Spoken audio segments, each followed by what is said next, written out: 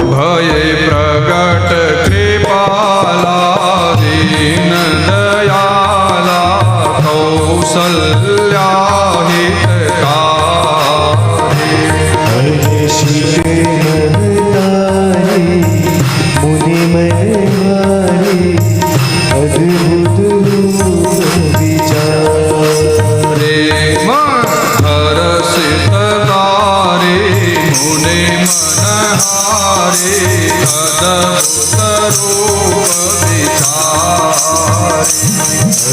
તાળીઓની સાથે ભગવાન રામનું પ્રાગટ્ય થાય છે.